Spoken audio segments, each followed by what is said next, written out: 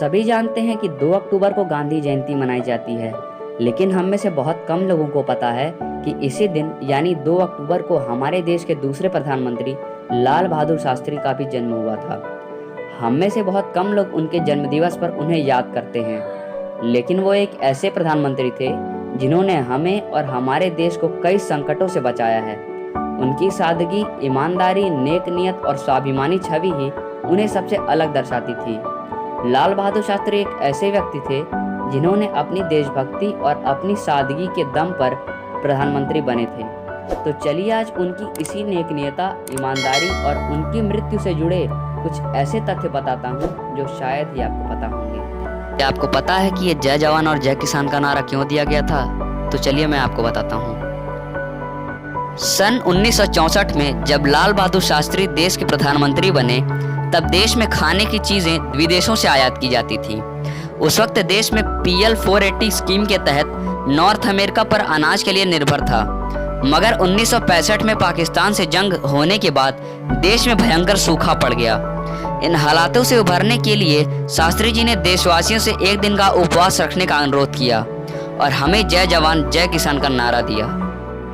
क्या आपको पता है कि शास्त्री जी ने अपने जीवन के 9 साल जेल में बिताए हैं? लाल बहादुर शास्त्री ने महिलाओं को रोजगार देने का भी काम किया। ट्रांसपोर्ट मिनिस्टर के कार्यकाल के दौरान उन्होंने सबसे पहले महिलाओं को ट्रांसपोर्ट सेक्टर से जोड़ा, उन्हें बतौर कंडक्टर लाने की पहल की।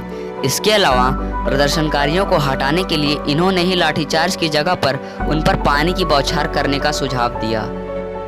जब इंदिरा गांधी शास्त्री जी के घर पर पहुंची, यानी कि प्रधानमंत्री आवास पर, तो उन्होंने कहा कि यह तो चपरासी का घर लग रहा है। इतनी ज्यादा सादगी थी हमारे शास्त्री जी में।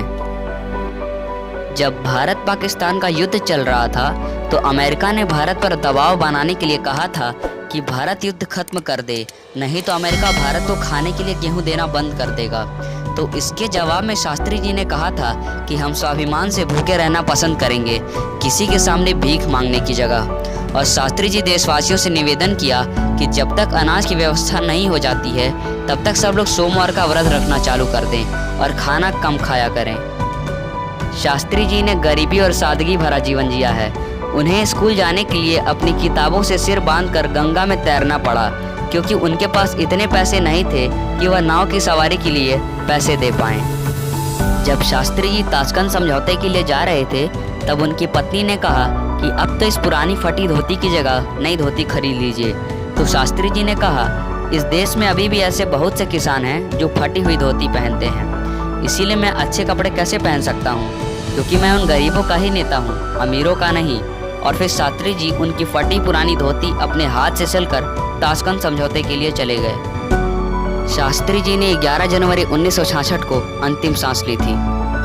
10 जनवरी 1966 को ताशकंद में पाकिस्तान के साथ शांति समझौते के महज 12 घंटे बाद ही शास्त्री जी की मृत्यु हो गई थी। लेकिन कुछ लोगों का आज भी यह कहना है कि जब शास्त्री जी ताशकंद गए थे तो उन्हें जहर देकर मार दिया गया था, और देश में झूठी खबर यह फैला दी गई थी कि शास्त्री जी की मृत्यु दिल का दौरा पड़ने से हुई है। तो ये थे आज के हमारे देश के दूसरे प्रधानमंत्री लाल बहादुर शास्त्री से जुड़े हुए कुछ तथ्य। अगर आपको वीडियो पसंद आई हो तो वीडियो को लाइक ज़रूर करें और चैनल को सब्सक्राइब करना ना भूलें, और आने वाली वीडियोस की नोटिफिकेशन पाने के लिए बेल आइकन को ज़रूर दबाएं। मिलते हैं अगली वीडियो में, तब तक के लिए गुड बाय।